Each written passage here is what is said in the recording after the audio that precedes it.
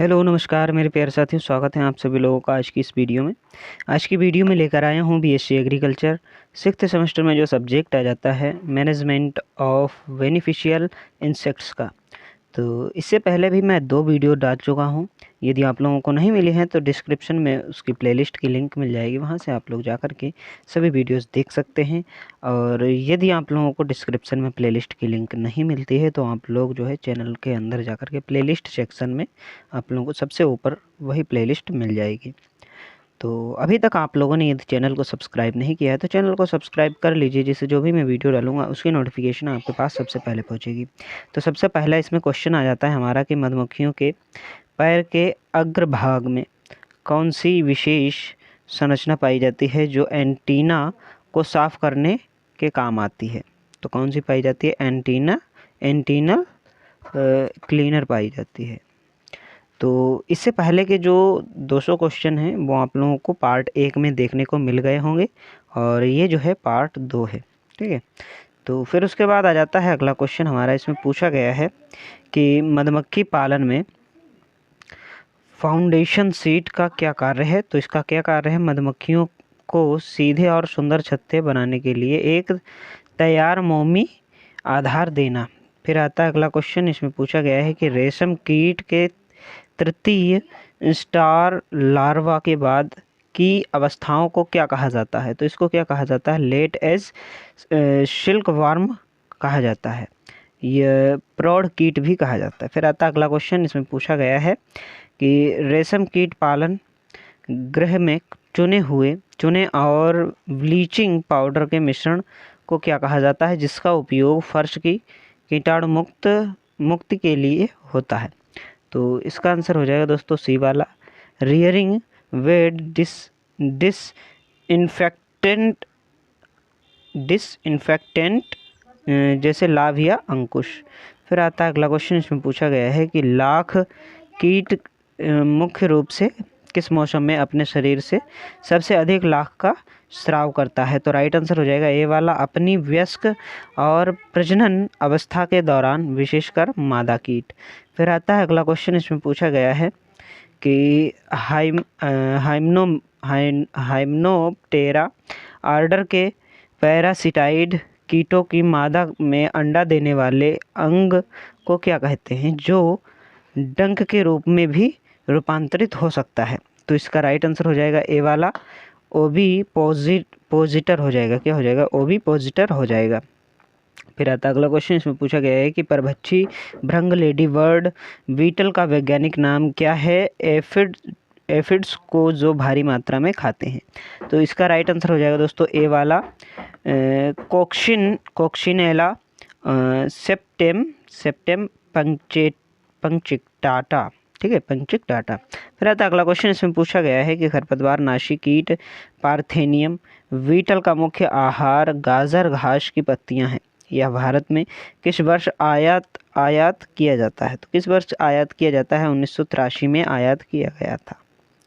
ठीक है, फिर आता है अगला क्वेश्चन। इसमें पूछा गया है कि अपमार्जक कीट जैसे कि मलयुक्त भृंग मिट्टी को गहरे सुरंग बनाकर क्या लाभ पहुंचाते हैं। राइट आंसर हो जाएगा ये वाला, मिट्टी में हवा का संचार बढ़ाते हैं और कार्बनिक पदार्थ को गहराई तक ले जाते हैं। फिर आता है अगला क्वेश्चन। इसमें पूछा गया है कि मधुमक्खियों में एब्सकंडिंग क्या है। एब्सकंडिंग क्या है? तो राइट आंसर हो जाएगा ये वाला, भोजन की कमी, दुश्मनों के हमले या खराब वातावरण के कारण पूरी कॉलोनी का छत्ता छोड़कर भाग जाना। फिर आता है अगला क्वेश्चन। इसमें पूछा गया है कि रेशम कीट में सेरिसिन प्रोटीन को हटाने की प्रक्रिया को क्या कहते हैं, जिससे रेशम में चमक और कोमलता आती है। तो क्या कहते हैं इसको? डिगमिंग कहा जाता है। क्या कहा जाता है? डिगमिंग कहा जाता है। फिर आता है अगला क्वेश्चन। इसमें पूछा गया है कि लाख का सबसे कम उत्पादन किस होस्ट प्लांट से प्राप्त लाख में होता है, लेकिन उसकी गुणवत्ता सर्वोत्तम होती है।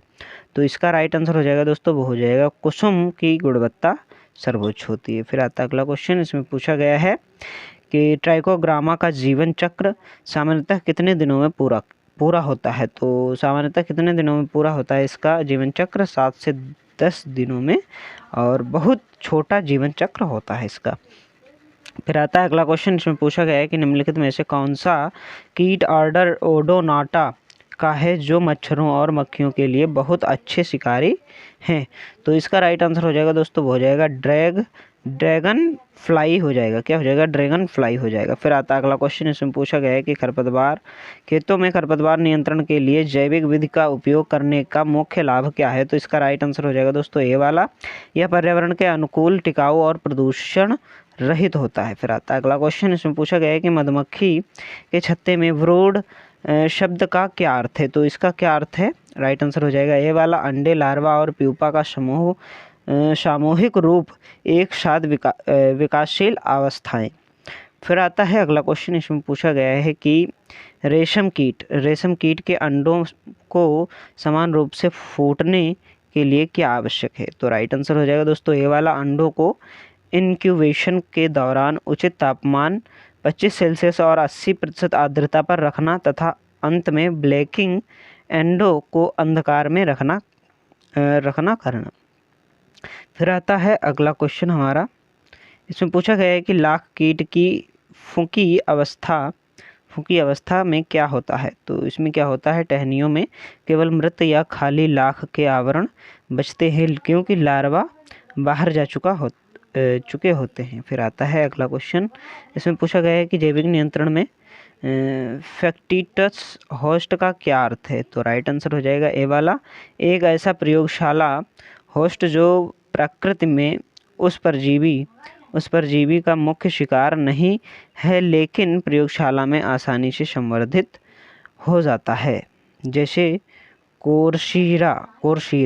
फिर आता है अगला क्वेश्चन हमारा, इसमें पूछा गया है कि निम्नलिखित में से कौन सा कीट सड़ा गला और मृत काष्ठ खाकर जंगल की सफाई में मदद करता है? तो इसका राइट आंसर हो जाएगा दोस्तों, वो हो जाएगा ये वाला, दीमक और कुछ विशिष्ट वुड बोरिंग भृंग। फिर आता है अगला क्वेश्चन हमारा, इसमें पूछा गया है कि मधुमक्खियों के संचार में सूर्य की स्थिति का क्या महत्व है? तो राइट आंसर हो जाएगा दोस्तों इसका ए वाला, मधुमक्खियां सूर्य के कोण को संदर्भ मानकर भोजन की सही दिशा का नृत्य द्वारा प्रदर्शन करती हैं। फिर आता है अगला क्वेश्चन, इसमें पूछा गया है कि रेशम कीट पालन में रेशम कताई के दौरान यदि तापमान बहुत कम हो जाए तो क्या होगा? राइट आंसर हो जाएगा ये वाला, कीट कताई बंद कर देंगे या रेशम का धागा आसमान और कमज़ोर बनेगा। फिर आता है अगला क्वेश्चन, इसमें पूछा गया है कि लाख का उपयोग दवाओं की कोटिंग वर्ग की तरह या फार्मास्यूटिकल कोटिंग में क्यों किया जाता है? तो इसमें ये क्यों किया जाता है? राइट आंसर हो जाएगा ये वाला, क्योंकि यह प्राकृतिक, गैर विषाक्त और जैव अपघटनीय है। फिर आता है अगला क्वेश्चन, इसमें पूछा गया है कि व्राकोन हैवेटर एक प्रभावी पैरासिटाइड है, इसकी मादा अपने होस्ट के लार्वा को अंडा देने से पहले क्या करती है? ठीक है, अपने अंडा देने से पहले क्या करती है? राइट आंसर हो जाएगा दोस्तों ए वाला, उसे अपने डंक से पंगु कर देती है।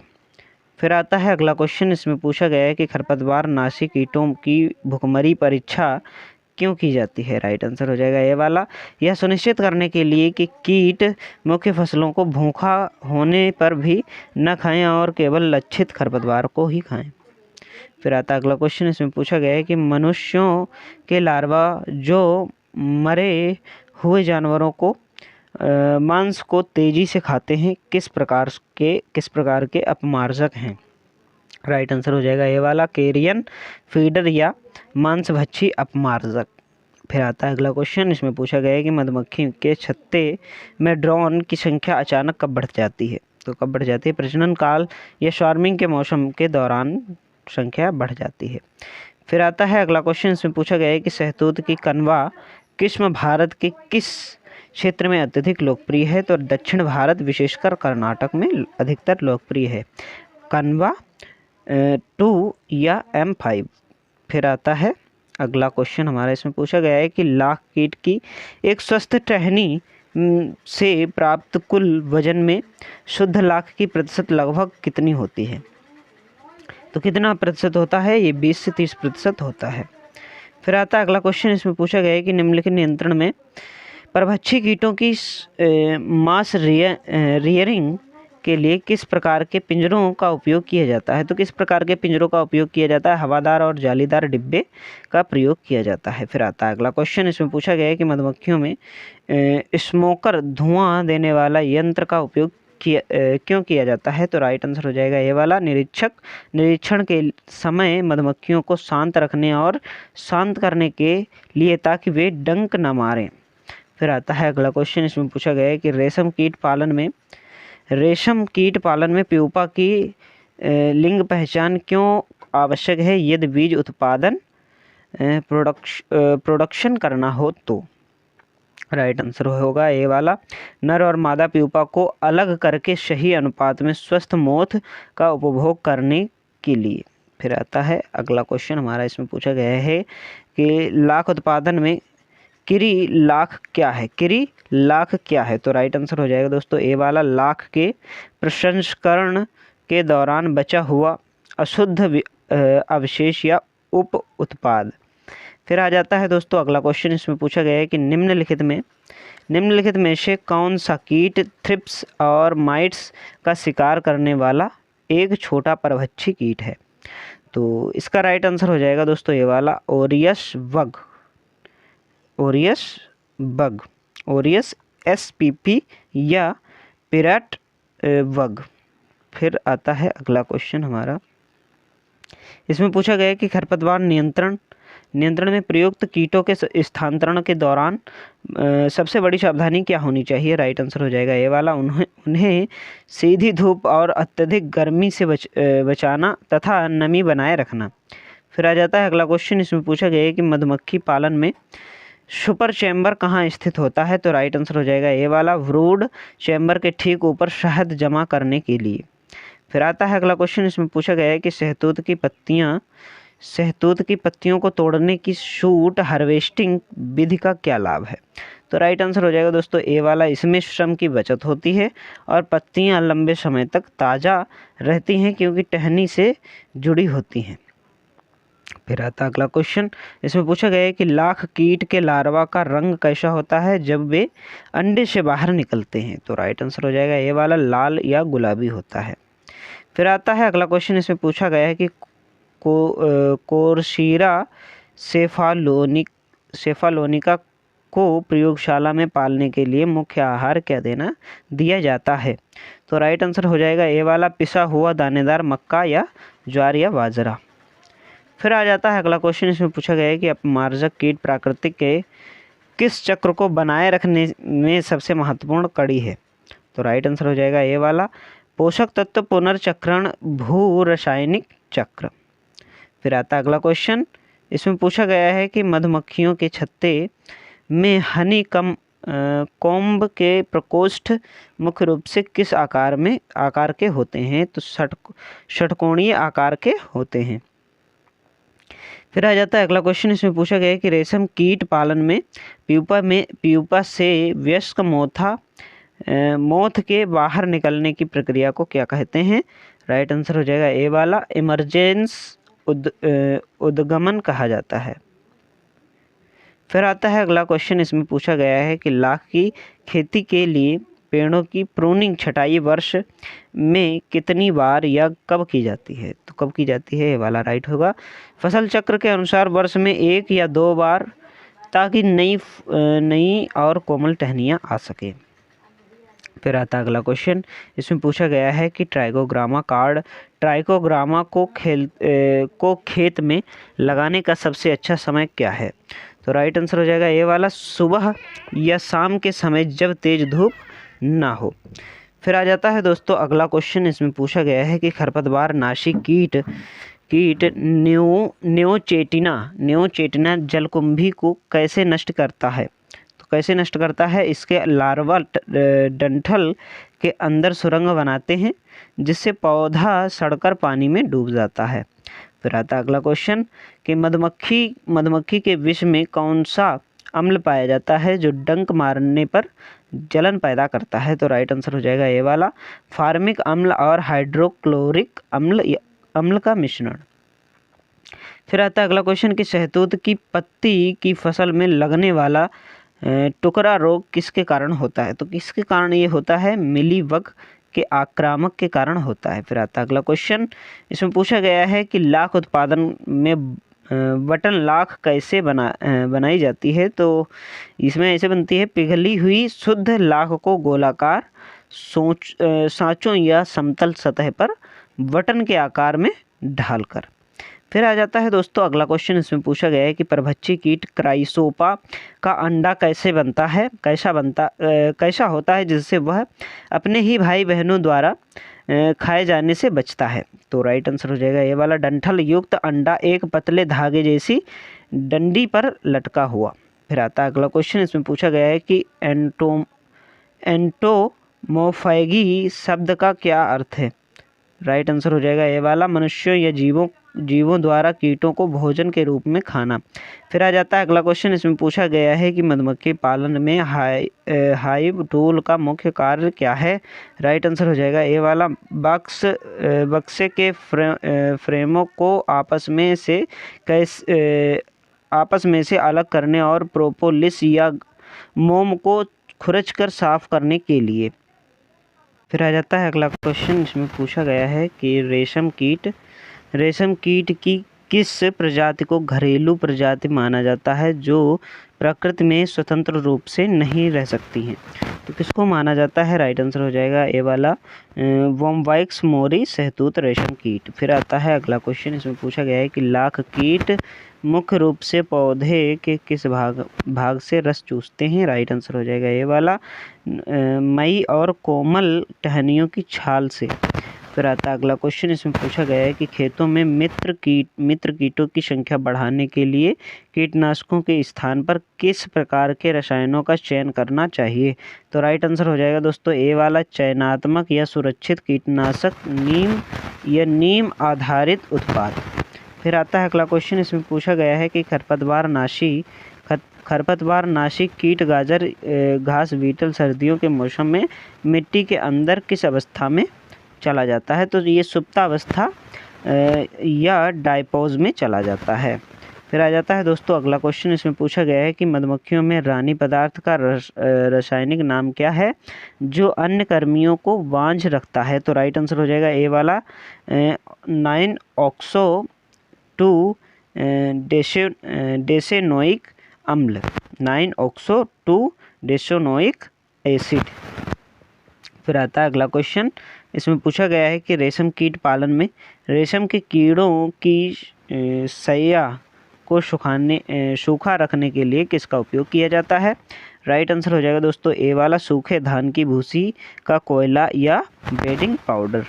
फिर आ जाता है अगला क्वेश्चन, इसमें पूछा गया है कि भारत विश्व में लाख उत्पादन में किस स्थान पर है, तो राइट आंसर होगा ए वाला प्रथम स्थान पर है, फर्स्ट स्थान पर है। फिर आता है अगला क्वेश्चन, इसमें पूछा गया है कि ट्राइकोकार्ड प्रति हेक्टेयर गन्ने या कपास की फसल में औसतन कितनी संख्या में लगाने की सिफारिश की जाती है, राइट आंसर हो जाएगा ये वाला 3 से 5 कार्ड प्रति हेक्टेयर, लगभग 50,000 परजीवी प्रति हेक्टेयर। फिर आ जाता है अगला क्वेश्चन, इसमें पूछा गया है कि अपमार्जक कीट जैसे नेक्रोफेगस भृंग का उपयोग फोरेंसिक विज्ञान में कीट में किस लिए किया जाता है, राइट आंसर हो जाएगा ये वाला किसी शव की मृत्यु का सही समय ज्ञात करने के लिए। फिर आता है अगला क्वेश्चन, इसमें पूछा गया है कि मधुमक्खियों के लिए कृत्रिम भोजन कब दिया जाता है, तो कब दिया जाता है ये वाला राइट हो जाएगा अकाल या शरद ऋतु या गर्मी के दिनों में जब प्रकृति में फूल उपलब्ध नहीं होते हैं। फिर आता है अगला क्वेश्चन, इसमें पूछा गया है कि रेशम कीट के कोकून का रंग मुख्य रूप से किस पर निर्भर करता है, तो ये किस पर निर्भर करता है, कीट की नस्ल या प्रजाति के जेनेटिक्स और सेरिसिन प्रोटीन के पिगमेंट पर सफ़ेद पीला हरा। फिर आ जाता है अगला क्वेश्चन, इसमें पूछा गया है कि लाख कीट के नर और मादा में मुख्य शरीर अंतर क्या है, तो क्या है, वयस्क नर छोटा और पंखयुक्त या पंखहीन हो सकता है और उसमें मुंह के आगे अंग होते हैं, जबकि मादा बड़ी गोलाकार पैरहीन और पंखहीन होती है जो आवरण के अंदर बंद रहती है। फिर आ जाता है अगला क्वेश्चन। इसमें पूछा गया है कि परभक्षी कीट लेडी बर्ड बीटल का लार्वा कैसा दिखता है। राइट आंसर हो जाएगा ये वाला, छोटे मगरमच्छ जैसा और बहुत सक्रिय दिखता है। फिर आ जाता है अगला क्वेश्चन। इसमें पूछा गया है कि खरपतवार नाशी कीटों का संवर्धन करते समय किस बात का सबसे बड़ा खतरा रहता है। राइट आंसर हो जाएगा ये वाला, प्रयोगशाला में किसी परजीवी या रोग का फैल जाना जो उस मित्र कीट को ही मार देता है। फिर आ जाता है अगला क्वेश्चन। इसमें पूछा गया है कि मधुमक्खी पालन में शहद निकालने की मशीन किस सिद्धांत पर कार्य करती है। राइट आंसर हो जाएगा दोस्तों ये वाला, अपकेंद्रीय बल के सिद्धांत पर, जिससे छत्ता टूटे बिना शहद बाहर आ जाता है। फिर आता है अगला क्वेश्चन। इसमें पूछा गया है कि शहतूत की पत्तियों की कटाई की लीफ पिकिंग विधि का उपयोग मुख्य रूप से किस अवस्था के कीटों के लिए किया जाता है। राइट आंसर हो जाएगा ये वाला, शुरुआती अवस्थाओं के लिए एकल और कोमल पत्तियां चुनने में। फिर आ जाता है अगला क्वेश्चन। इसमें पूछा गया है कि लाख को घोलने के लिए सबसे उपयुक्त विलायक कौन सा है। तो राइट आंसर हो जाएगा ये वाला, एथिल अल्कोहल या स्पिरिट। फिर आता है अगला क्वेश्चन। इसमें पूछा गया है कि प्रयोगशाला में कोरशायरा कीट के संवर्धन कक्ष में मोथ को अंडे देने के लिए किस विशेष बर्तन या उपकरण में रखा जाता है। राइट आंसर हो जाएगा ये वाला, ओविपोजिशन केज या अंडा देने वाले ड्रम। फिर आता है अगला क्वेश्चन। इसमें पूछा गया है कि निम्नलिखित में से कौन सा कीट वन्य पारिस्थितिकी तंत्र में गिरे हुए पत्तों को खाकर खाद बनाने में सबसे बड़ी भूमिका निभाते हैं। राइट आंसर हो जाएगा ये वाला, कुछ विशिष्ट कोमियोप्टेरा भृंग और स्प्रिंग टेल। फिर आता है अगला क्वेश्चन। इसमें पूछा गया है कि मधुमक्खी के एक पाउडर लगभग 450 ग्राम शहद बनाने के लिए मधुमक्खियों को औसतन कितने फूलों का दौरा करना पड़ता है। राइट आंसर होगा ये वाला, लगभग 20 लाख फूलों का दौरा करना पड़ता है। फिर आ जाता है अगला क्वेश्चन। इसमें पूछा गया है कि रेशम कीट पालन में रेशम धागे की निरंतरता किस बात पर निर्भर करती है। तो राइट आंसर हो जाएगा ये वाला, कोकून की गुणवत्ता और स्टीफिलिंग की सही विधि पर धागा बीच में टूटना नहीं चाहिए। फिर आता है अगला क्वेश्चन। इसमें पूछा गया है कि लाख कीट संरक्षण में दुश्मन कीटों से बचाने के लिए किस जाली के थैलों का उपयोग ब्रूड लाख बांधने के लिए किया जाता है। राइट आंसर हो जाएगा ये वाला, 60 मेश की नायलॉन नेट जालियों का उपयोग किया जाता है। फिर आ जाता है अगला क्वेश्चन। इसमें पूछा गया है कि परजीवी ततैया ट्राइकोतुल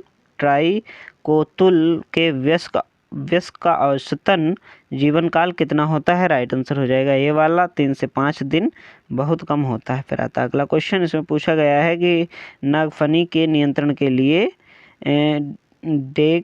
डेक्टाइलोपियस साइलोनाइकस कीट को भारत में सर्वप्रथम किस वर्ष पेश किया गया था। तो किस वर्ष पेश किया गया था, 1995 में किया गया था। फिर आता अगला क्वेश्चन। इसमें पूछा गया है कि मधुमक्खियों में पराग किसका मुख्य स्रोत है। तो राइट आंसर हो जाएगा ये वाला, प्रोटीन, वसा और विटामिन्स का लार्वा के विकास के लिए आवश्यक भोजन है। फिर आता अगला क्वेश्चन। इसमें पूछा गया है कि शहतूत की व्यावसायिक खेती के लिए मिट्टी का पीएच मान कितना होना चाहिए। तो कितना होना चाहिए, 6.2 से 6.8 हल्की अम्लीय से उदासीन होना चाहिए। फिर आ जाता है अगला क्वेश्चन। इसमें पूछा गया है कि लाख कीट का जीवन चक्र 1 वर्ष में सामान्यतः कितनी बार पूरा होता है।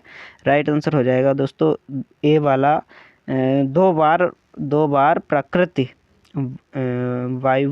वाइवोल्टाइन प्राकृत 2 फसलें प्रतिवर्ष। फिर आता अगला क्वेश्चन।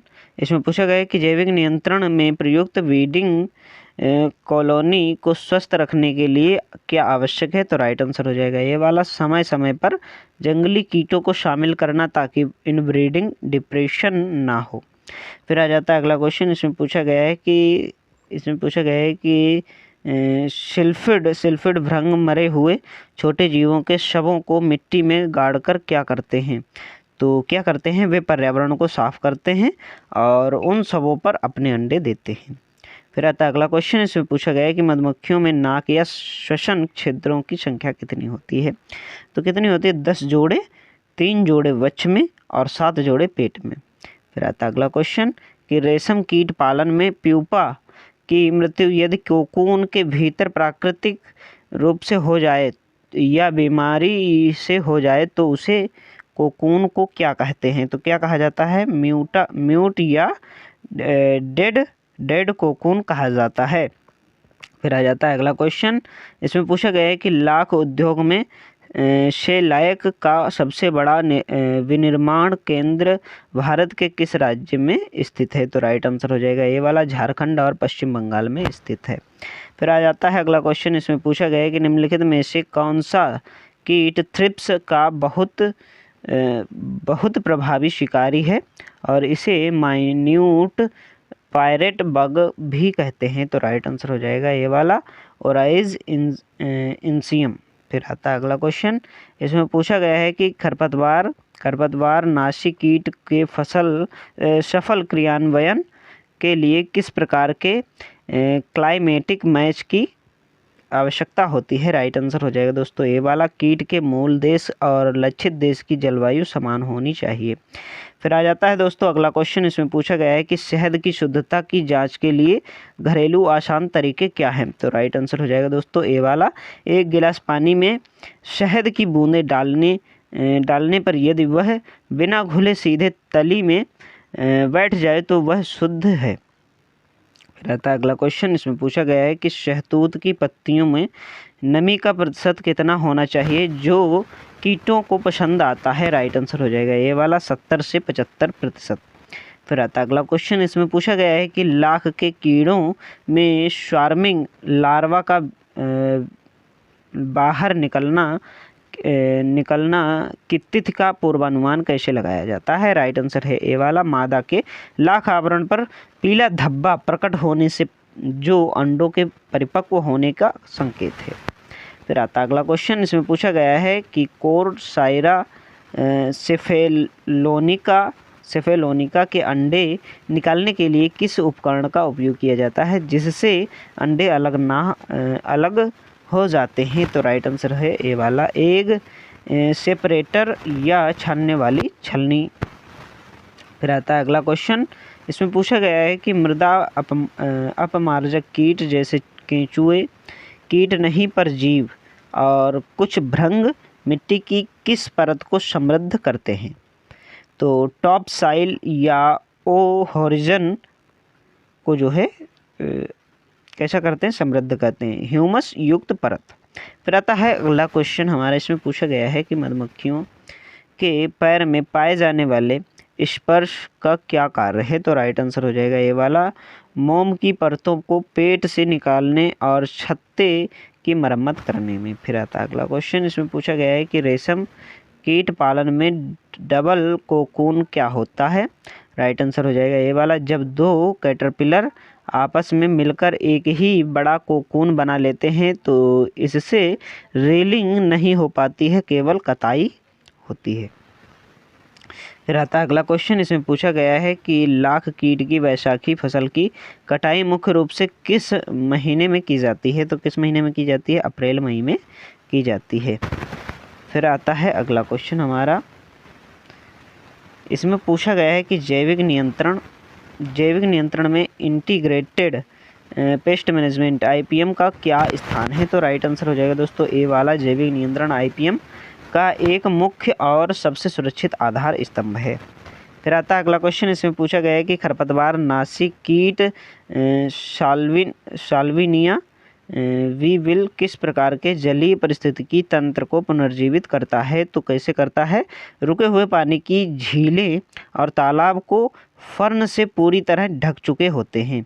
फिर आता है अगला क्वेश्चन हमारा, इसमें पूछा गया है कि शहद में एंटीबैक्टीरियल जीवाणुरोधी गुण मुख्य रूप से किस रसायन की उपस्थिति के कारण होता है? तो राइट आंसर हो जाएगा हाइड्रोजन पेरोक्साइड और कम pH अम्लीयता।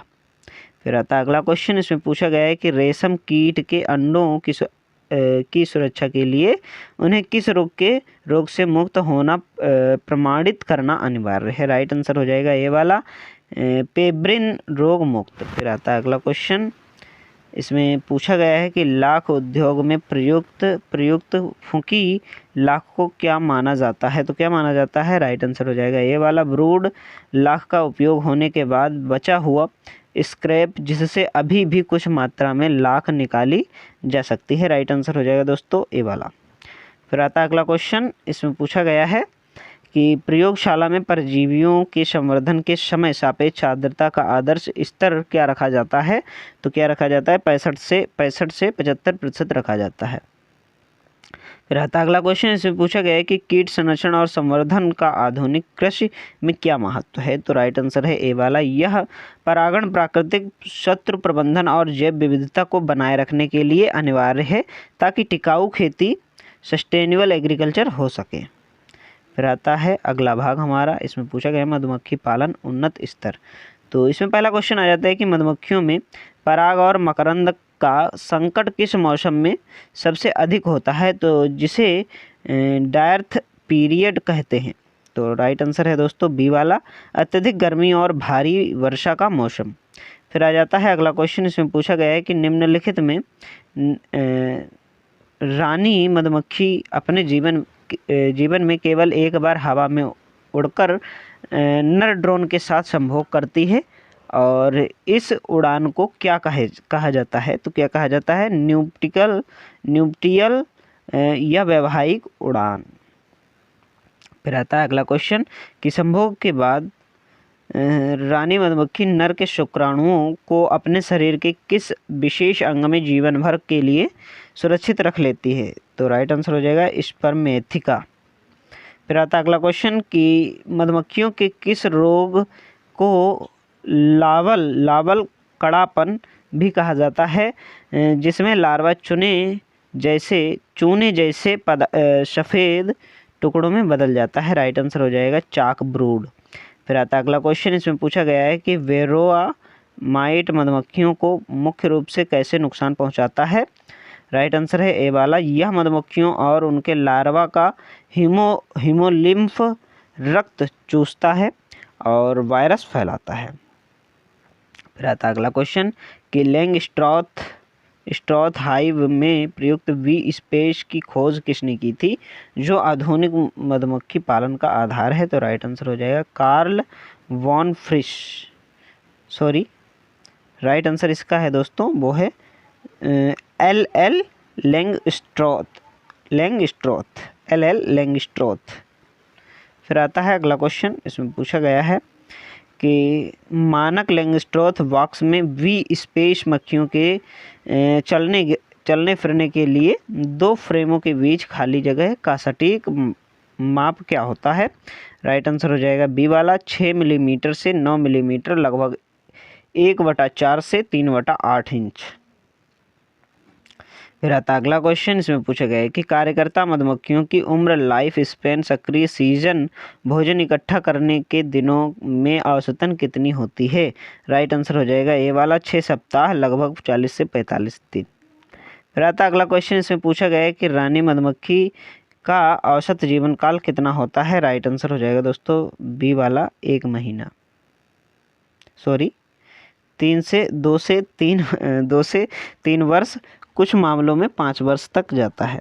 ठीक है, ये वाला राइट हो जाएगा। फिर आता अगला क्वेश्चन, इसमें पूछा गया है कि शहद में पाए जाने वाले एंटीऑक्सीडेंट और खनिजों के कारण इसका रंग गहरा या हल्का होना किस पर निर्भर करता है। तो किस पर निर्भर करता है कि उन पौधों और फूलों के प्रकार पर जिनसे मकरंद लिया गया है। फिर आता अगला क्वेश्चन, इसमें पूछा गया है कि मधुमक्खियों में पॉलीइथिज्म का क्या अर्थ है। तो राइट आंसर है ए वाला, उम्र के आधार पर कार्यों का विभाजन। फिर आ जाता है अगला क्वेश्चन, इसमें पूछा गया है कि नवजात कार्यकर्ता मधुमक्खी 1 से 3 दिन की आयु छत्ते में मुख्य रूप से क्या करती है। तो क्या कार्य करती है, प्रकोष्ठों की सफाई और उन्हें गर्म रखना। फिर आता है अगला क्वेश्चन कि कार्यकर्ता मधुमक्खी अपने जीवन के अंतिम चरण 21 दिन के बाद में कौन सा मुख्य कार्य करती है? राइट आंसर है दोस्तों बी वाला, फोरेजिंग या छत्ते से बाहर जाकर भोजन, पराग, मकरंद, पानी इकट्ठा करना। फिर आता अगला क्वेश्चन कि शहद का मुख्य खट्टापन या अम्लीय गुण किस अम्ल की उपस्थिति के कारण होता है? राइट आंसर हो जाएगा दोस्तों ए वाला, ग्लूकोनिक अम्ल। फिर आता अगला क्वेश्चन दोस्तों, इसमें पूछा गया है कि भारतीय मधुमक्खी पालन संस्थान कहाँ स्थित है? CBRTI कहाँ स्थित है? तो कहाँ स्थित है? पुणे महाराष्ट्र में स्थित है। फिर आ जाता है अगला भाग, इसमें पूछा गया है कि परागणकर्ता और फसल उत्पादकता। तो इसमें सबसे पहला क्वेश्चन आ जाता है कि स्व असंगत फसलों में बीज उत्पादन के लिए कौन सी क्रिया अनिवार्य है? राइट आंसर हो जाएगा दोस्तों बी वाला, पर परागण या कीट परागण। फिर आता है अगला क्वेश्चन, इसमें पूछा गया है कि सेब, एप्पल बगीचे में गुणवत्तापूर्ण फल और उचित आकार प्राप्त करने के लिए प्रति हेक्टेयर कम से कम कितने मधुमक्खी बक्से रखने की सलाह दी जाती है? राइट आंसर हो जाएगा ए वाला, 2 से 3 बक्से प्रति हेक्टेयर।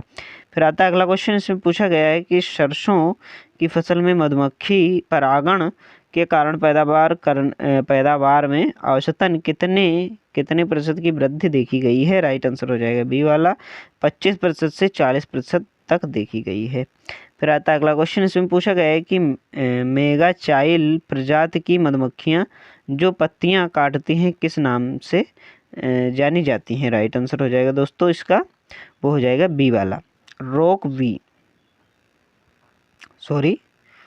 नहीं है, लीफ कटर मधुमक्खी के नाम से जाना जाता है। ठीक है। फिर आता अगला क्वेश्चन, इसमें पूछा गया है कि बम्बल बी का उपयोग विशेष रूप से किस प्रकार की खेती जैसे पॉली हाउस टमाटर में परागण के लिए दुनिया भर में किया जाता है? राइट आंसर है ये वाला, नियंत्रित वातावरण या ग्रीन हाउस की खेती। फिर आ जाता है अगला भाग, इसमें पूछा गया है रेशम कीट पालन, गहन जीव विज्ञान और प्रबंधन। तो इसमें आ जाता है पहला क्वेश्चन कि रेशम कीट के अंडों को सुप्तावस्था से बचाने और तुरंत फूटने के लिए किस रासायनिक उपचार का उपयोग किया जाता है? तो राइट आंसर है इसका दोस्तों ए वाला, गर्म हाइड्रोक्लोरिक अम्ल उपचार। फिर आता है अगला क्वेश्चन, इसमें पूछा गया है कि रेशम की वायोवोल्टाइन नस्लें वर्ष में कितनी पीढ़ियां पूरी करती हैं? तो राइट आंसर है ए वाला, एक पीढ़ी पूरी करती है। नहीं 2 पीढ़ी पूरी करती है, 2 पीढ़ी पूरी करती है। फिर आता है अगला क्वेश्चन, इसमें पूछा गया है कि शहतूत की पत्तियों की प्रिजर्वेशन सुरक्षा के लिए प्रयुक्त लीफ चैम्बर में आर्द्रता कितनी रखी जानी चाहिए? तो कितनी रखी जानी चाहिए? 90% से अधिक, ताकि पत्तियां सूखे नहीं और ताज़ा रहे। फिर आता अगला क्वेश्चन, इसमें पूछा गया है कि रेशम कीट के लार्वा का अंतिम 5वां इंस्टार 5th इंस्टार कितने दिनों का होता है जिसमें वह सबसे अधिक पत्तियां खाता है? तो राइट आंसर है बी वाला, 7 से 8 दिन। यह सबसे महत्वपूर्ण भोजन काल है। फिर आता अगला क्वेश्चन, इसमें पूछा गया है कि कोकून कताई के समय चंद्रिका को किस कोण या स्थिति में रखना चाहिए ताकि हवा का संचार अच्छा हो? तिरछा या झुका हुआ रखना चाहिए। फिर आता अगला क्वेश्चन, इसमें पूछा गया है कि रेशम कीट का उजी फ्लाई मुख्य रूप से कीट के शरीर पर कहाँ अंडे देता है? राइट आंसर हो जाएगा बी वाला, रेशम कीट के लार्वा के वक्ष या त्वचा के जड़ों पर। फिर आता है अगला क्वेश्चन, इसमें पूछा गया है कि उजी फ्लाई के नियंत्रण के लिए किस जैविक एजेंट या पैरासिटाइड का उपयोग रेशम कीट पालन में किया जाता है? राइट आंसर हो जाएगा दोस्तों ए वाला, एक छोटा प्यूपा परजीवी ततैया। ठीक है, नेसोलाइनक्स थाइमस। फिर आता अगला क्वेश्चन, इसमें पूछा गया है कि रेशम ग्रंथि के अग्रभाग से निकलने वाला तरल रेशम हवा के संपर्क में आते ही कड़ा हो जाता है, यह छिद्र क्या कहलाता है? तो यह छिद्र क्या कहलाता है? स्पिनर नेट कहलाता है। फिर आता है अगला क्वेश्चन, इसमें पूछा गया है कि रेशम के धागे के सेरिसिन प्रोटीन की प्रकृति कैसी होती है? यह पानी में घुलनशील और गोंद जैसी होती है। फिर आता है अगला क्वेश्चन कि परिपक्व रेशम कीट लार्वा जब भोजन करना बंद कर देता है और उसका शरीर पारदर्शी दिखने लगता है तो इस अवस्था को क्या कहते हैं? तो क्या कहा जाता है? राइप वार्म या पका हुआ कीड़ा कहा जाता है। फिर आ जाता है अगला क्वेश्चन कि रेशम कीट के पेब्रिन रोग का पता लगाने के लिए मदर मोथ मादा मोथ किस भाग की जांच की जाती है? राइट आंसर हो जाएगा सी वाला, पेट के ऊतकों को पीसकर सूक्ष्मदर्शी द्वारा। फिर आता है अगला क्वेश्चन, सूक्ष्मदर्शी द्वारा। फिर आता है अगला क्वेश्चन, इसमें पूछा गया है कि फ्लेचेरी रोग से पीड़ित रेशम कीट के लक्षण, इसके लक्षण क्या हैं? तो राइट इसका आंसर हो जाएगा दोस्तों, वो हो जाएगा ए वाला, कीट सुस्त हो जाता है, शरीर ढीला और काला पड़ जाता है तथा सड़ा हुआ तरल स्रावित करता है। फिर आता है अगला क्वेश्चन, इसमें पूछा गया है कि रेशम उद्योग में सिल्क वेस्ट किसे कहा जाता है? सिल्क वेस्ट किसे कहा जाता है? राइट आंसर हो जाएगा ये वाला, कोकून की बाहरी परत और टूटे हुए कोकून जिनसे निरंतर धागा नहीं निकाला जा सकता है। फिर आता अगला क्वेश्चन, इसमें पूछा गया है कि एरी रेशम कीट किस प्रकार का कीट है? तो ये किस प्रकार का है? पूरी तरह पालतू और गैर डायपोज मल्टीवोल्टाइन है। फिर आता है अगला क्वेश्चन, इसमें पूछा गया है कि मैसूर की स्थानीय मल्टीवोल्टाइन नस्ल का उपयोग किसके लिए किया जाता है? राइट आंसर हो जाएगा ये वाला, उच्च पैदावार वाले हाइब्रिड बीज बनाने के लिए मादा जनक के रूप में। फिर आता है अगला क्वेश्चन, अगला भाग हमारा आ जाता है, इसमें पूछा गया है लाख कीट पालन तकनीकी पहलू। तो इसमें पहला क्वेश्चन आ जाता है कि लाख कीट मादा अपने पूरे जीवन में जिस सेल या कोठरी के अंदर रहती है वह किससे बनी होती है? तो किससे बनी होती है? उसके स्वयं द्वारा स्रावित लाख के आवरण से। फिर आता अगला क्वेश्चन, इसमें पूछा गया है कि लाख की टहनियों पर जब लार्वा का निकास शुरू होता है तो प्रति मीटर टहनी पर कितने लार्वा चिपक सकते हैं? राइट आंसर हो जाएगा हजारों की संख्या में घने आवरण के रूप में। फिर आता है अगला क्वेश्चन हमारा, इसमें पूछा गया है कि ब्रूड लाख का क्या अर्थ है? राइट आंसर हो जाएगा ये वाला, लाख की वह टहनी जिसमें परिपक्व मादाएं होती हैं जो नए लार्वा छोड़ने के लिए तैयार होती हैं, इसे बीज लाख भी कहते हैं। फिर आता है अगला क्वेश्चन, इसमें पूछा गया है कि नए मेजबान पौधों पर ब्रूड लाख की टहनियों को बांधने की प्रक्रिया को क्या कहा जाता है? राइट आंसर हो जाएगा दोस्तों ये वाला, ब्रूड लेशिंग या इनोकुलेशन कहा जाता है। फिर आता है अगला क्वेश्चन, इसमें पूछा गया है कि लाख कीट के परभक्षी कीटों के लार्वा लाख कैसे नुकसान पहुंचाते हैं? तो कैसे पहुंचाते हैं? वे लाख की कोठरी को काटकर अंदर घुसते हैं और लाख कीटों को खा जाते हैं। फिर आता है अगला क्वेश्चन, इसमें पूछा गया है कि लाख को साफ करने की प्रक्रिया में प्राप्त होने वाले लेक वैक्स का उपयोग किसमें किया जाता है? तो किसमें किया जाता है? जूता पॉलिश, कार पॉलिश और लिपस्टिक निर्माण में किया जाता है। फिर आता है अगला क्वेश्चन, इसमें पूछा गया है कि कुश्मी लाख का रंग रंगीन लाख की तुलना में कैसा होता है? अधिक हल्का, पारदर्शी और सुनहरा होता है। फिर आ जाता है अगला क्वेश्चन, इसमें पूछा गया है कि लाख कीट में अलैंगिक जनन या अनिषेक जनन का क्या लाभ है? राइट आंसर है ये वाला, नर कीटों की अनुपस्थिति या कमी होने पर भी मादाएं सफलतापूर्वक वंश बढ़ा सकती हैं और लाख उत्पादन जारी रहता है। फिर आता है अगला क्वेश्चन, इसमें पूछा गया है कि पेड़ों से लाख की फसल काटने के बाद बची हुई टहनियों को तुरंत छीलना क्यों आवश्यक है? राइट आंसर हो जाएगा ये वाला, ताकि लाख के अंदर छिपे हुए हानिकारक शिकारी कीट बाहर ना निकल सकें और अगली फसल को नुकसान न पहुंचाएं। फिर आता है अगला क्वेश्चन, इसमें पूछा गया है कि प्रसंस्कृत लाख से लायक विद्युत का क्या होती है, विद्युत का क्या होता है, तो इसका क्या होता है, उत्तम कुचालक होता है।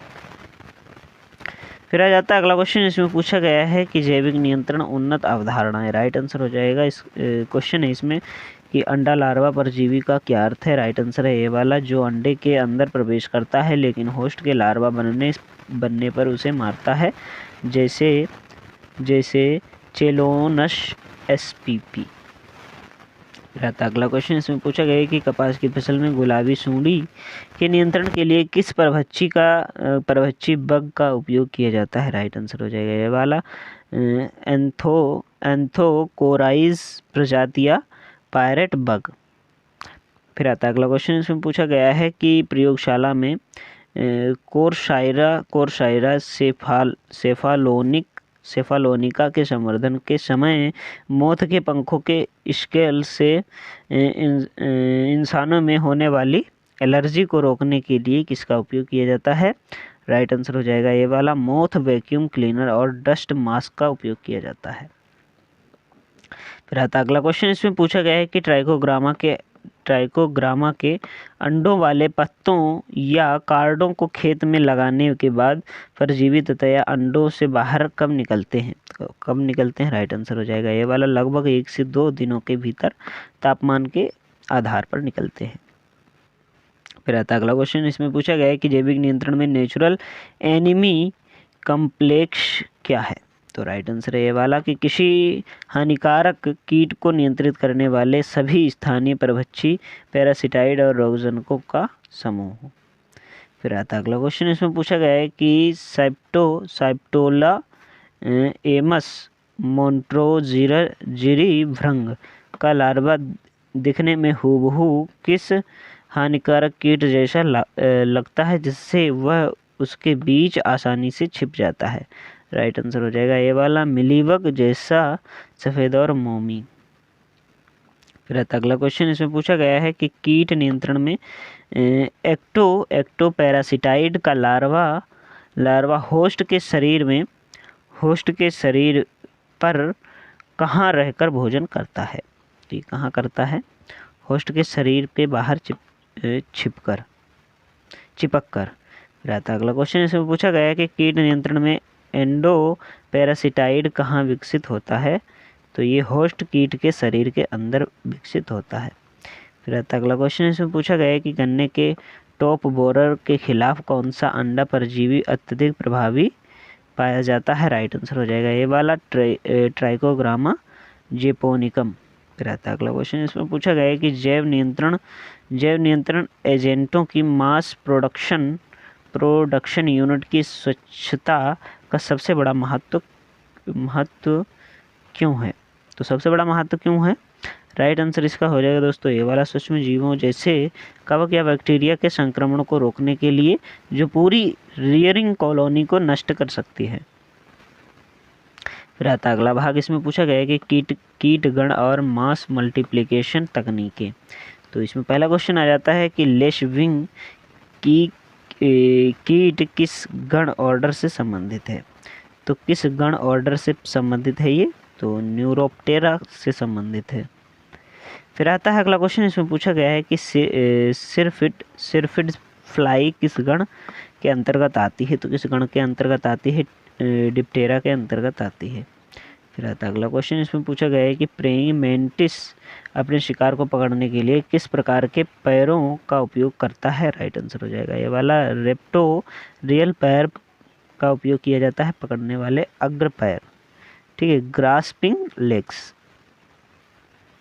रेप्टोरियल। फिर आता अगला क्वेश्चन, इसमें पूछा गया है कि प्रयोगशाला में क्राइसोपेरला के लार्वा को एक साथ रखने पर वे एक दूसरे को ही खाने लगते हैं, इस व्यवहार को क्या कहा जाता है। तो इस व्यवहार को जो है क्या कहा जाता है, राइट आंसर हो जाएगा दोस्तों वो हो जाएगा ए वाला, कि कैनिबलिज्म, स्वजाति भक्षण या स्वजाति भक्षण। फिर आता अगला क्वेश्चन, इसमें पूछा गया है कि पेरला के लार्वा में कैनिबलिज्म को रोकने के लिए मास रियरिंग में किसका उपयोग किया जाता है? तो इसमें किसका उपयोग किया जाता है? अलग अलग खानों वाली गत्ते की कंघी या ल्यूवर केस का उपयोग किया जाता है। फिर आता अगला क्वेश्चन, इसमें पूछा गया है कि कोक्सीनेलिड भृंग का संवर्धन करने के लिए प्रयोगशाला में किस प्राकृतिक या कृत्रिम भोजन का उपयोग किया जाता है?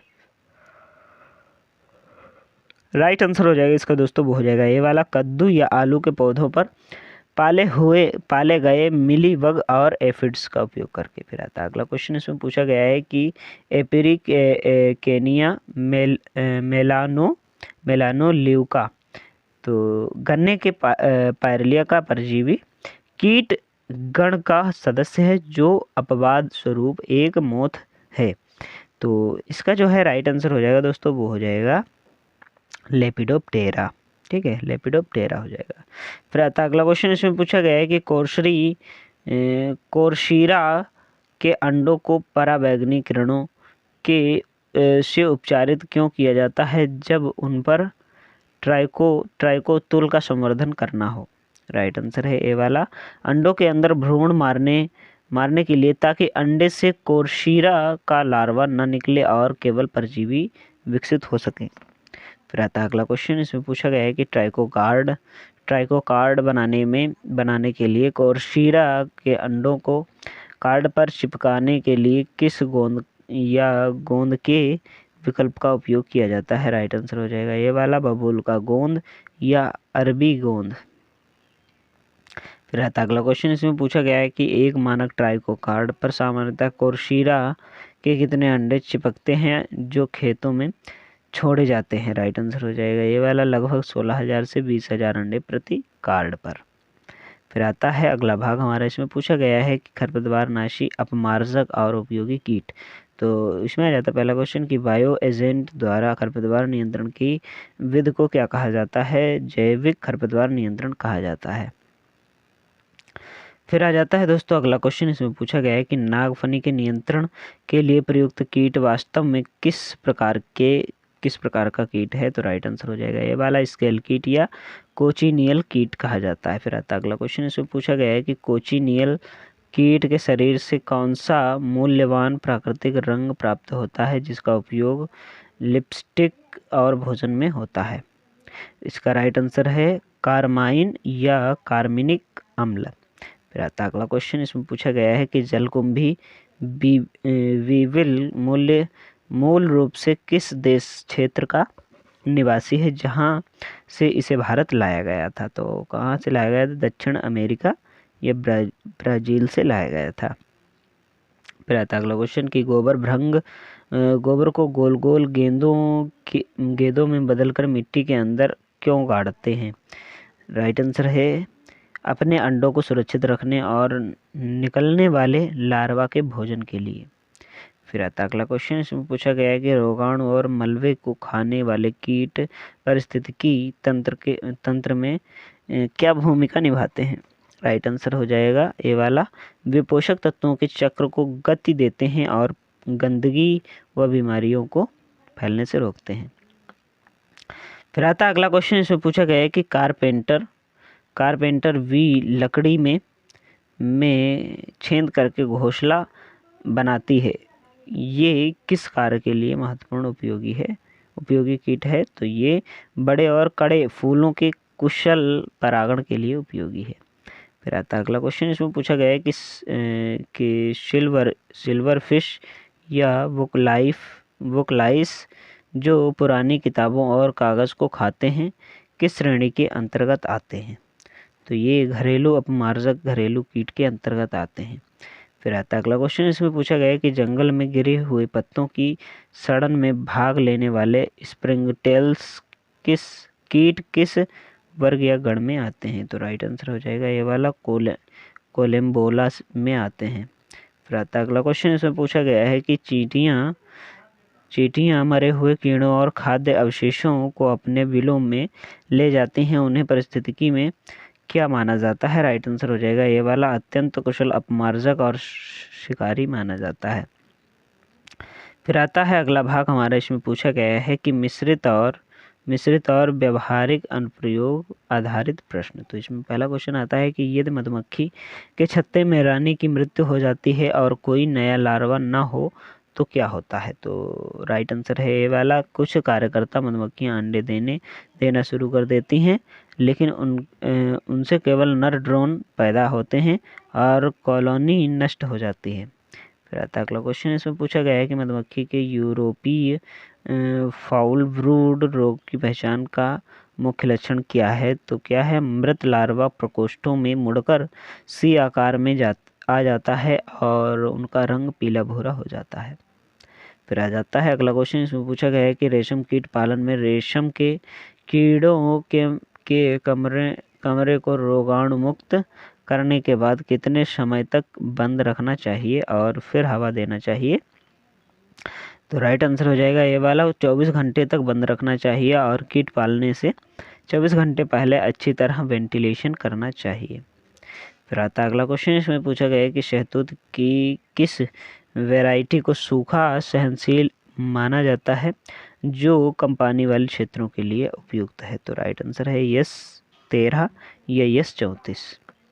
फिर आता अगला क्वेश्चन, इसमें पूछा गया है कि लाख के कीड़ों को पलाश के पेड़ पर पालने से प्राप्त लाख को व्यावसायिक रूप से क्या कहा जाता है? तो क्या कहा जाता है? पलाश लाख या प्लासी रंगीनी लाख। फिर आता अगला क्वेश्चन, इसमें पूछा गया है कि लाख का रासायनिक ढांचा मुख्य रूप से क्या है? तो राइट आंसर हो जाएगा ये वाला, यह एलिफेटिक और एलिसाइक्लिक हाइड्रोक्सी फैटी एसिड का एक प्राकृतिक राल या कॉम्प्लेक्स पॉलिस्टर है। फिर आता अगला क्वेश्चन, इसमें पूछा गया है कि ट्राइकोपैरासिटाइड का प्रयोग करते समय खेतों में कीटनाशकों के छिड़काव और परजीवी छोड़ने के बीच कम से कम कितना अंतर होना चाहिए? तो कितना अंतर होना चाहिए? राइट आंसर हो जाएगा ये वाला, कम से कम 7 से 10 दिनों का अंतर, ताकि कीटनाशक का असर कम हो जाए। फिर आ जाता है अगला क्वेश्चन, इसमें पूछा गया है कि जैविक नियंत्रण प्रयोगशाला में तापमान नियंत्रण असफल होने पर क्या प्रभाव पड़ता है? राइट आंसर है ए वाला, कीटों की मृत्यु दर बढ़ जाती है और उनका जीवन चक्र व सेक्स रेशियो बिगड़ जाता है। फिर आता है अगला क्वेश्चन, इसमें पूछा गया है कि गाजर घास के जैविक नियंत्रण के लिए जाइगोग्रामा वाइकोलोरेटा का प्रति एकड़ कितनी संख्या में छोड़ा जाना उचित माना जाता है? राइट आंसर है ए वाला, लगभग 500 से 1000 वयस्क भृंग प्रति एकड़। फिर आता अगला क्वेश्चन, इसमें पूछा गया है कि शहद की मक्खियाँ फूलों से मकरंद इकट्ठा करके उसे अपने शरीर के किस भाग में रखती हैं जहाँ रासायनिक बदलाव नहीं होता है? तो यह हनी, स्टमक या क्रॉप। फिर आता अगला क्वेश्चन, इसमें पूछा गया है कि रेशम कीट के कोकूनों को रीलिंग में पहले गर्म पानी में क्यों उबाला जाता है? तो राइट आंसर है ए वाला, सेरिसिन गोंद को ढीला और मुलायम करने के लिए, ताकि रेशम का धागा आसानी से बिना टूटे उधड़ सके। फिर आता अगला क्वेश्चन, इसमें पूछा गया है कि लाख उत्पादन में चेरी को अशुद्धियों को दूर करने के लिए कारखानों में की जाने वाली धुलाई की प्रक्रिया से जो उप उत्पाद निकलता है उसे क्या कहते हैं? तो राइट आंसर हो जाएगा बी वाला, लेक डाई और गंदगी का मिश्रण। फिर आता अगला क्वेश्चन, इसमें पूछा गया है कि क्राइसोपेरला का वयस्क कीट फसलों को नुकसान क्यों नहीं पहुंचाता है? तो क्यों नहीं पहुंचाता है? क्योंकि इसका वयस्क शाकाहारी होता है जो केवल फूलों का रस और पराग खाता है, जबकि केवल इसका लार्वा ही शिकारी होता है। फिर आता है अगला क्वेश्चन हमारा, इसमें पूछा गया है कि खेतों में कीट भक्षी पक्षियों को आकर्षित करने के लिए किस संरचना को उगाने की सिफारिश की जाती है जो जैविक नियंत्रण का हिस्सा है? तो राइट आंसर है ए वाला, बर्ड परचेस या पक्षी मचाने लकड़ी के टी आकार के स्टैंड। फिर आता अगला क्वेश्चन, इसमें पूछा गया है कि मधुमक्खियों के छत्ते में मोम के प्रकोष्ठों की दीवारें अत्यधिक पतली होने पर भी वे भारी वजन कैसे संभाल लेती हैं। तो राइट आंसर है ए वाला, उनकी इंजीनियरिंग और षटकोणीय संरचना के कारण जो न्यूनतम मोम में अधिकतम मजबूती और स्थान प्रदान करती है। फिर आता अगला क्वेश्चन, इसमें पूछा गया है कि रेशम कीट पालन में मुगा रेशम के कोकूनों का रंग कैसा होता है। तो इसका रंग कैसा होता है, सुनहरा पीला होता है। फिर आता है अगला क्वेश्चन, इसमें पूछा गया है कि लाख को से लायक के रूप में तैयार करते समय उसे पतली चादरों के रूप में खींचने की प्रक्रिया को क्या कहते हैं। तो इसको क्या कहा जाता है, स्ट्रेचिंग कहा जाता है। फिर आता है अगला क्वेश्चन, इसमें पूछा गया है कि जैविक नियंत्रण में सप्लीमेंट्री फूड का क्या उपयोग है। तो इसका क्या उपयोग है, खेतों में हानिकारक कीटों की कमी होने पर मित्र कीटों को रोके रखने के लिए कृत्रिम शर्करा या प्रोटीन का छिड़काव करना। फिर आता है अगला क्वेश्चन, इसमें पूछा गया है कि जलकुंभी के पौधे की जड़ों को कौन सा जैविक एजेंट काटकर कमजोर करता है जिससे पौधा तैरने की क्षमता खो देता है। तो राइट आंसर है ए वाला, नियोचेटिना के लार्वा द्वारा मुख्य तने और जड़ के जोड़ को काटना। फिर आता अगला क्वेश्चन, इसमें पूछा गया है कि मधुमक्खियों में एंटीबायोटिक्स का अंधाधुंध उपयोग क्यों प्रतिबंधित है। तो इसका जो है राइट आंसर है ए वाला है, वो इसमें बताया गया है कि क्योंकि एंटीबायोटिक के अवशेष शहद में आ जाते हैं जो मानव स्वास्थ्य के लिए हानिकारक है और अंतर्राष्ट्रीय निर्यात के मानकों के खिलाफ है। फिर आता अगला क्वेश्चन, इसमें पूछा गया है कि रेशम कीट के हाइब्रिड कोकून से F1 हाइब्रिड से प्राप्त रेशम की विशेषता क्या होती है। तो इसकी विशेषता क्या होती है, यह शुद्ध नस्लों की तुलना में अधिक लंबा, मजबूत, चमकीला और उच्च गुणवत्ता वाला होता है। हेटेरोसिस का लाभ। फिर आता है अगला क्वेश्चन, इसमें पूछा गया है कि लाख कीट के प्राकृतिक शत्रुओं के नाम क्या हैं जो लाख उत्पादन घटाते हैं। तो राइट आंसर हो जाएगा दोस्तों ये वाला, टेचार्डिया फेगस टेचार्डिया और फोगुस टिशचिर्ची, ठीक है, टिशचिर्ची। फिर आता अगला क्वेश्चन, इसमें पूछा गया है कि परभक्षी कीट लेडी बर्ड भृंग के वयस्क और लार्वा दोनों मिलकर अपने जीवन काल में औसतन कितने एफिड्स खा सकते हैं। तो कितने एफिड्स खा सकते हैं, हजारों की संख्या में लगभग 2000 से 5000 एफिड्स खा सकते हैं। फिर आता अगला क्वेश्चन, इसमें पूछा गया है कि जैविक नियंत्रण को एकीकृत कीट प्रबंधन का सबसे मजबूत घटक क्यों माना जाता है। राइट आंसर हो जाएगा दोस्तों, वो हो जाएगा ए वाला, क्योंकि यह प्रकृति के संतुलन को बिगाड़े बिना लक्षित कीटों को नियंत्रित करता है और इसका कोई हानिकारक रासायनिक अवशेष नहीं बचता है। फिर आता है अगला क्वेश्चन, लास्ट क्वेश्चन हमारा, लास्ट नहीं है दोस्तों, अभी तो हमें लग रहा है 100 क्वेश्चन अभी और हैं। फिर आता है अगला क्वेश्चन, इसमें पूछा गया है कि कीट विज्ञान के अनुसार पृथ्वी पर पाए जाने वाले सभी जीवों में कीटों का प्रतिशत लगभग कितना होता है। तो कितना प्रतिशत होता है, लगभग 70% से अधिक कीट दुनिया का सबसे बड़ा और सफल जंतु समूह है। तो दोस्तों इसमें इतने ही क्वेश्चन थे, वो क्वेश्चन जो है डबल पेस्ट हो गया है तो जिसकी वजह से वो 2 जगह हो गया है, ठीक है। तो अभी आप लोग देख सकते हैं इसमें जो है भाग 9 फिर से आ गया है, ठीक है। तो आप सभी लोगों को ये वीडियो कैसा लगा है कमेंट बॉक्स में ज़रूर बताइए, और अभी तक आप लोगों ने ये दोस्तों के पास वीडियो को शेयर नहीं किया तो दोस्तों के पास वीडियो को शेयर कर दीजिए, और मिलते हैं किसी नेक्स्ट वीडियो में। तब तक के लिए जय हिंद, जय भारत, राम राम।